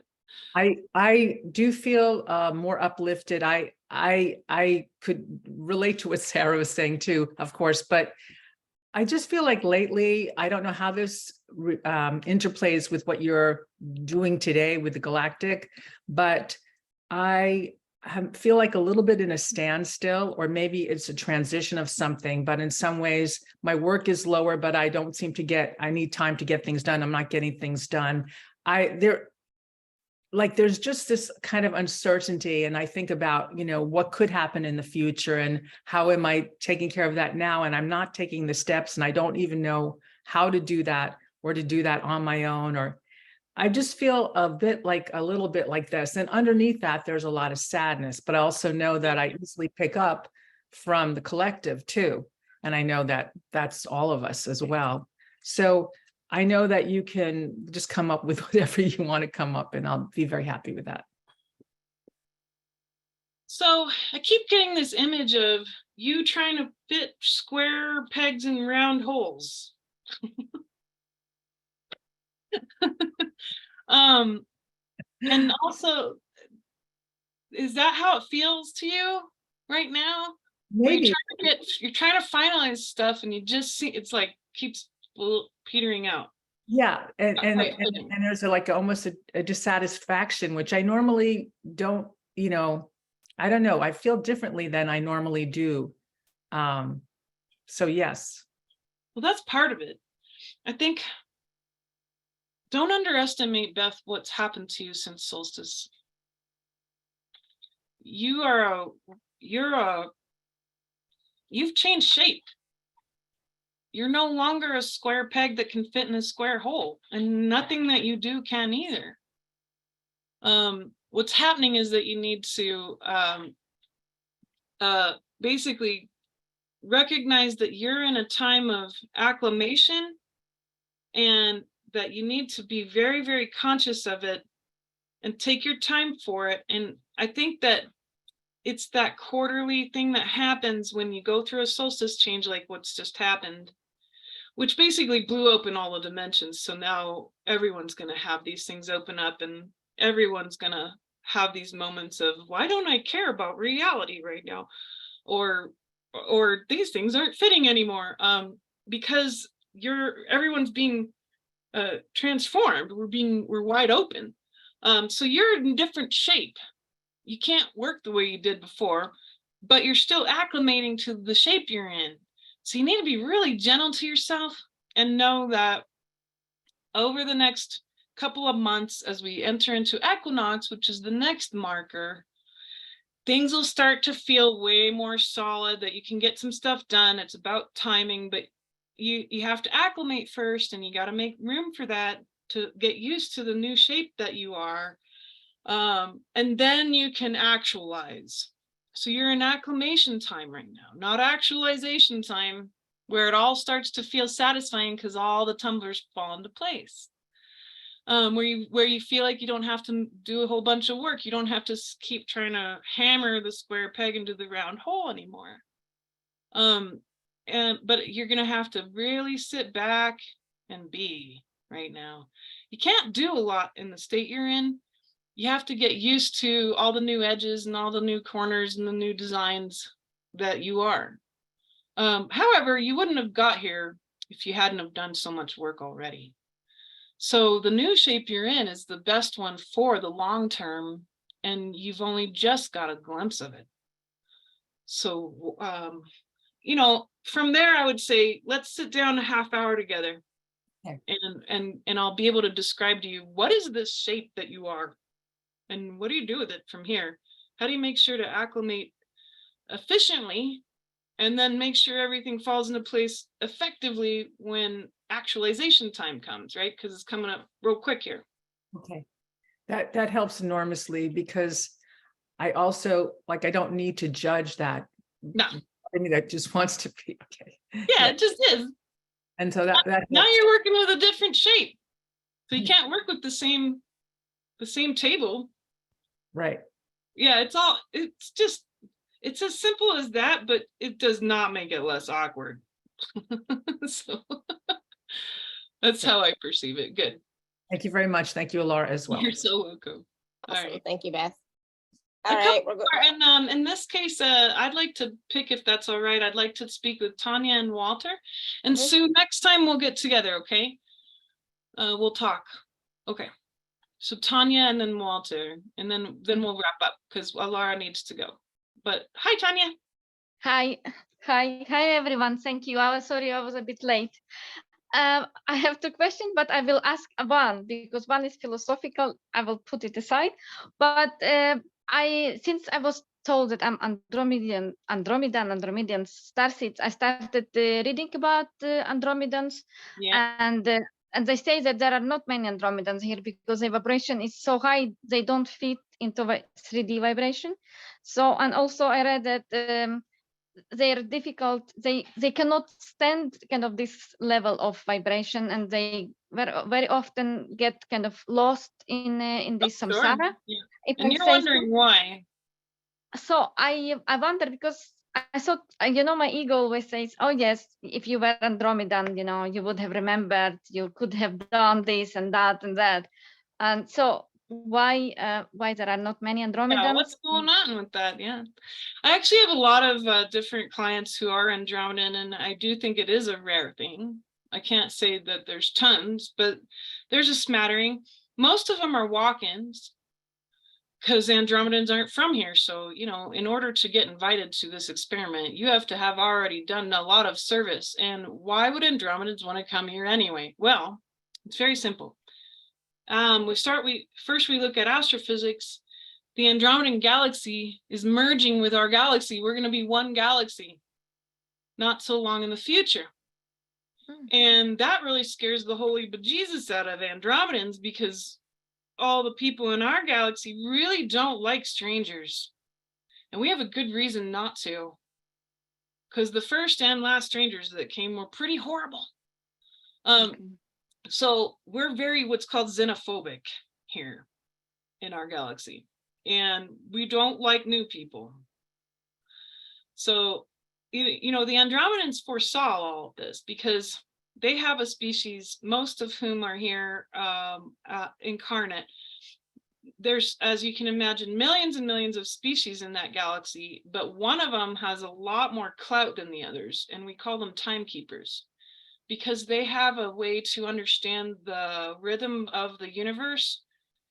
They call it the language of orbits, and it's the language of how we all orbit everything. Everything's orbiting something, and that language is a language in that certain most function of language is to understand and put words to the actions of the past, present, and future. And understanding how everything orbits everything else, these cycles, for example, is a language of its own, and it can be understood as a way to determine future events to a certain extent. The Andromedans extrapolated that and saw that we were all going to be one galaxy, and that it very well could be quite a terrible mess, because then all these very weird Andromedans, talk about weird, there's nothing like anything you've ever seen in your life. And then you just keep going along this long list of beings that are just so out there, you'd never imagine them. You can't, it's impossible. We're not as creative as Source God. So when you connect with all of that and you realize that all these beings would then be suddenly presented to us crazy folk here who really don't like strangers or anybody that looks different than us, then it would be a mess, right? So what do? They send all their peacekeepers. And what do peacekeepers do? Well, they tend to be alone. When you're doing reconnaissance and peacekeeping, you're alone, or you have maybe one other person with you. And so we have all these Andromedans on Earth, and they're all really confused, when really they're just here to kind of get to know and have compassion for humans and bring some peace to the table. So most of the Andromedans that I know, whether they remember it or not, and many of them do, and it really is rough. But you know, most of them, they realize, you know, you're right. I'm just here to keep the peace, or at least to present some ideas for peace. I'm not necessarily here to fix anything. I just need to make sure that the xenophobia, and that seems to be the constant goal, is to find a way to love the other that the Andromedans have, including themselves, because they don't feel human. To how to love even humans, right? So that's how I perceive the Andromedans. And yes, they do play a role, and we will cover it in our history. I forgot to mention that, but I talk about, it's called the chapter of the story we'll go through is called Andromedan's Hope. What is going on with that galaxy? Why are they even here at all? What do we have to learn from them? So very glad that we can connect on that point. And so many of these great peacekeepers have that lineage there. Thank you so much, Elizabeth. My God, I haven't got a clue about that. Well, it'll feel really powerful then and empowering for you to know yourself better Thank and you. that part of ourselves. I've always been a peacekeeper, and I never liked conflicts and wars, and I was trying to make people friends and help people in a way. But I never thought about it. You know, I thought, well, they came just like every other star states. No, they you know? had a really specific goal in mind, and they're fulfilling it. If anybody's fulfilled their job, the Andromedans have, because we're well on our way to a global understanding of peace. I mean, we've got that started. So, and once you get that ball rolling, it can't stop. Thank you. You're welcome. Thank you, Awesome. Alara. Thank you, Tanya. And quite a few people wrote in the chat that they are also Andromedan. So you're not the only one. Yep, and that they feel the same, that they tend to be alone, and wow. Yeah. Makes Good, sense. good. All right, we're going to go to Walter. Hi, Walter. Hi, we're neighbors, just about. Walter's my neighbor and a teacher of mine, so I'm very proud Nice. to serve him today. So I feel very much like I'm a earth being, right? That I've had many, many incarnations on the earth, and I think most people feel that way. Yeah. Yeah, lots of people say they're from other places.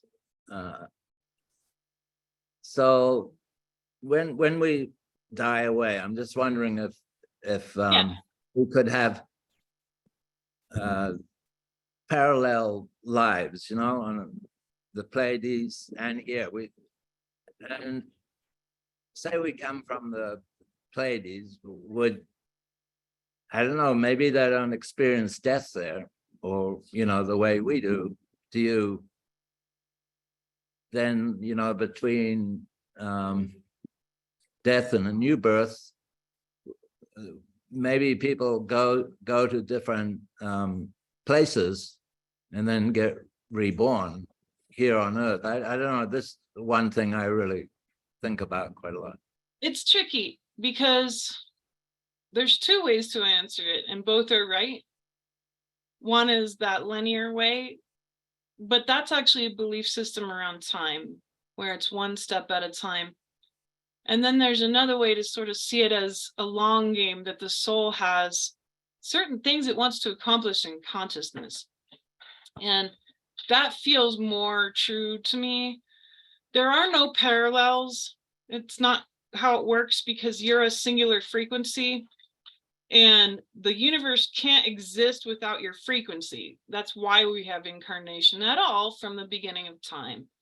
Because the universe is like a big song, and if you have the Midnight Sonata and you take one note out of that, then it's not the Midnight Sonata anymore. And so that's why existence, or your existence, is so key, and your experiencing of the universe is so key, and it must be there.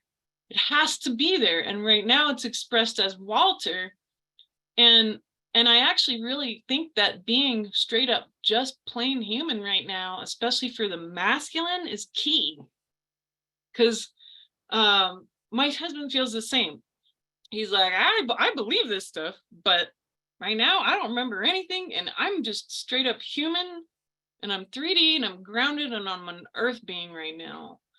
But that presence, that awareness, that being embodied as a man, being conscious, being able to love, as fully as you do as a man and offer the wisdom you do, that's the long game.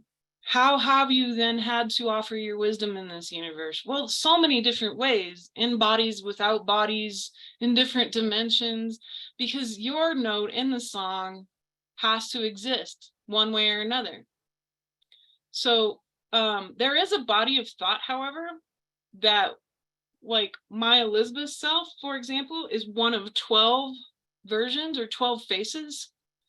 And that portion of my soul, that the soul, this is not from the lineage that I teach from. This comes from a different lineage. But this concept that there's actually 12 faces or 12 parts to the soul, and that kind of like a facet, we take breaks.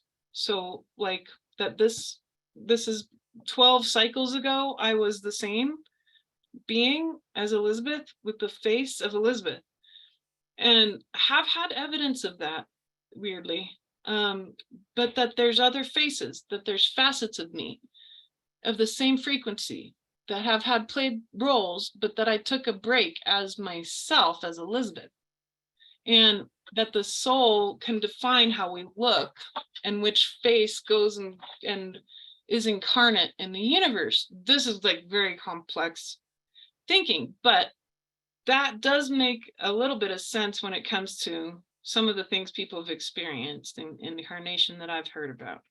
In the long run, though, I think being in the now, not worrying about past lives, the new age has been full of a lot of blessings and a lot of problems. And one of them is this idea that past lives have so much weight. They really don't. What has weight is the long game. And I described it earlier today to somebody who emailed me. She asked me this, and this is my answer to you finally, Walter, and for everyone else, is that the truth is that karma can only be built in action in the life you're in. And that's built as deeds, and it's like it's building blocks, it's Legos. Karma is like Legos. And so if you build your karma in a certain direction and you end up having some event happen to you, it's because you're building that direction. And if you'd built it in a different way, then it would have been different. But that's why partly we have so many lives, is so we can build the building a lot of different ways. The second piece is that past lives are sort of like, okay, the present life is like the movie that's currently playing on the screen. That's the only movie you can do anything with. It's the only one that's going to inform you most in the present time. Past lives are movies that had played on the screen, but there were themes.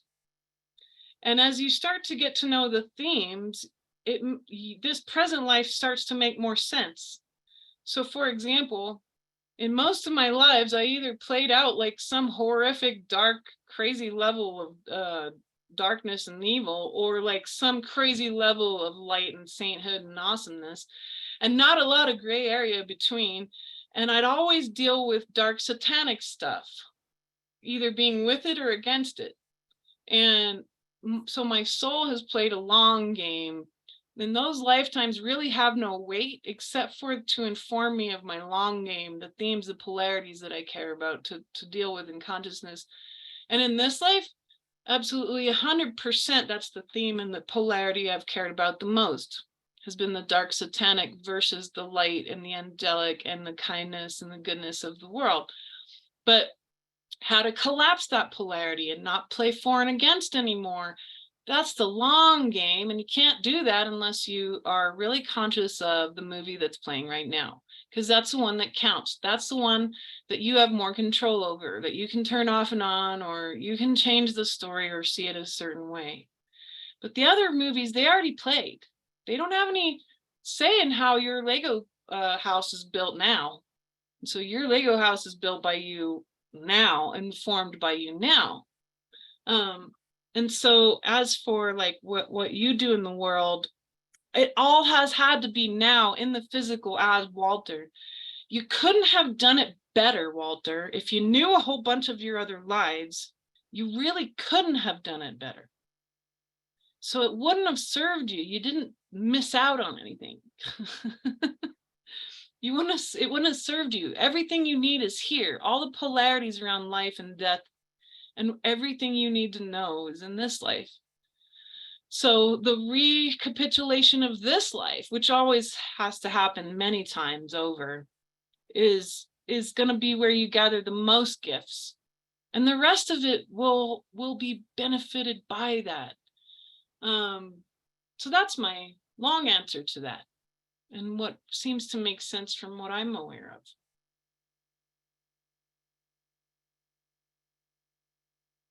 of. You muted yourself instead of unmute, sorry. You gotta unmute it one more time. There you go. Yeah, I had a lot of background noise, so thanks a lot for what you No said. problem.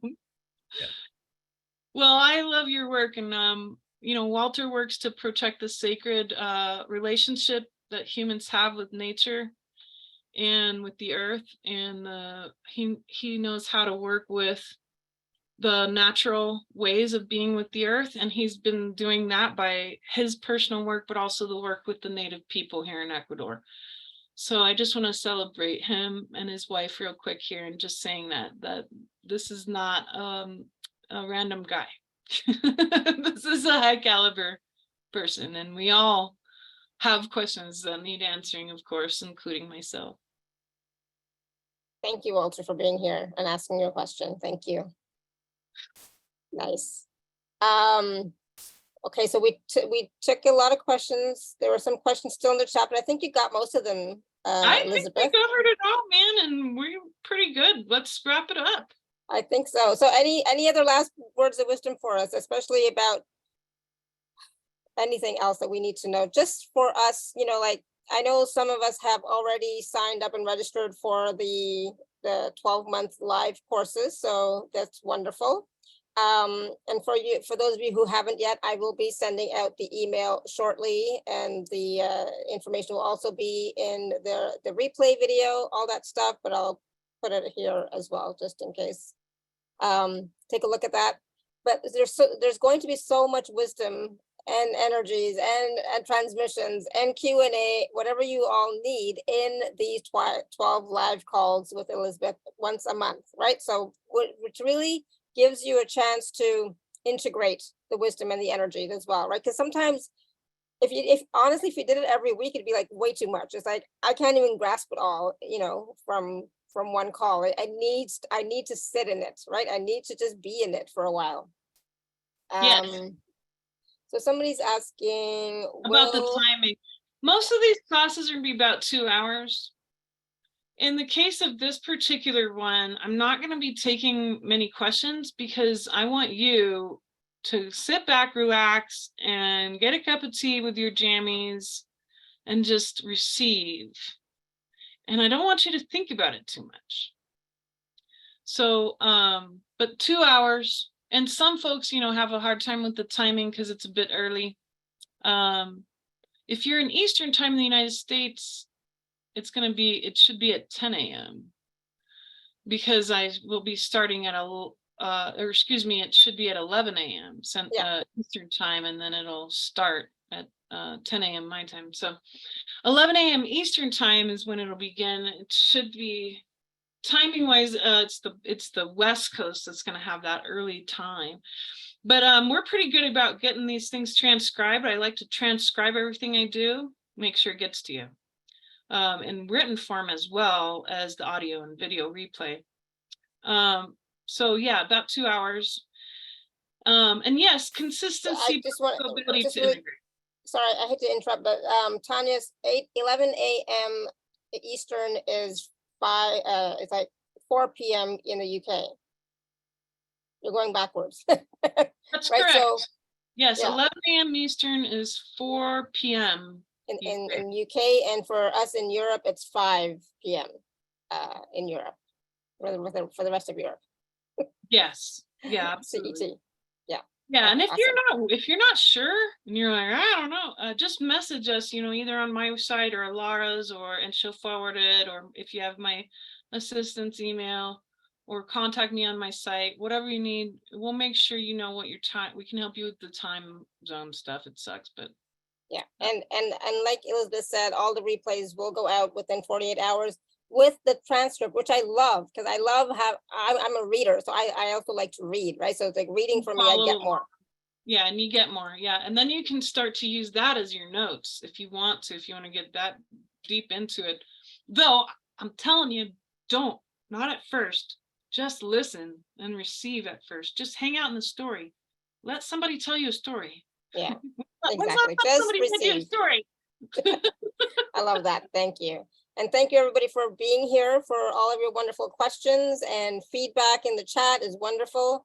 Thank you. Yeah, it's always wonderful to have Elizabeth here with us. We love her wisdom, her knowledge. I mean, she knows a lot, right? So it's just, and having that different perspective, right?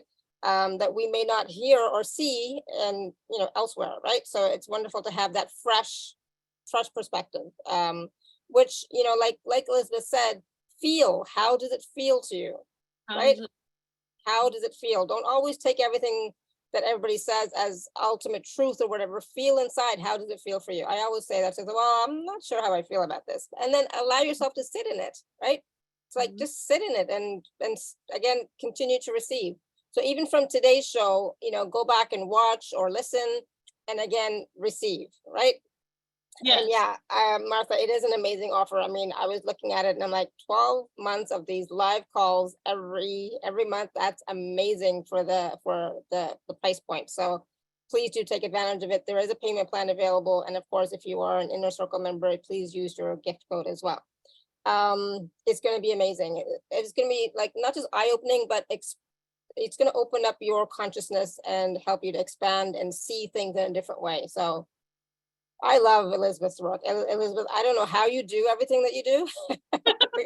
I don't know. I really don't know, but you do a lot. So thank you for what you are offering us, to the world, to the planet, to the collective. Yeah, I really think you're amazing. So thank you. So much. It's a huge compliment. And I can also say the same. I'm so grateful for your space, what you've created. And you've always been very consistent and kind. You're so compassionate and real for your people, from your heart, all these years. Thank you. Thank you. Thank you. I try. Sometimes it's like, I'm not sure what's going on in my own life, right? So, but you say that. And so do I. And show up. We're moms, we're married, we have lives, we have pets, you know, this is all real. Yeah. And So, yeah, and that's the thing. Show up for your life. Show up for you, and that's the key. Also with Elizabeth's program, I'm not a salesperson, so I'm not selling anything, but it's about showing up for you and your consciousness and your expansion and your growth. So yeah, I think it's important. So thank you. And it's the weekend, everyone. So for those of Happy you all who are going to be joining Elizabeth's call tomorrow at 11 a.m., I cannot, because I already have plans with my daughter. It's the last day I'm going to be with her, because I'm in Canada at the moment, Elizabeth, and I'm going back on Monday. Awesome. So I've been spending lots of the quality replays time. have just the same amount of power and energy and enjoyment for you. And in fact, I think that you'll find it to be so over the long run in general, and you'll want to have those replays to listen to again, no matter what. So don't worry. Yeah, because with the replays, you can pause and you can take notes for yourself, you know, but yeah, the first time, receive. Yeah, yes. Awesome. Thank you so much, Elizabeth. Thank you so much, everyone. Until next time, may you continue to be blessed with an abundance of joy, peace, love, happiness, prosperity, and radiant health. Sending you all so much love and blessings, and I'm so glad that it all worked out, Elizabeth. I was like, oh my goodness. The weather held and the internet held. Yes, we're so grateful for that. So thank you. All right, thank you, Bye-bye. everyone. Bye for now. Have a great weekend.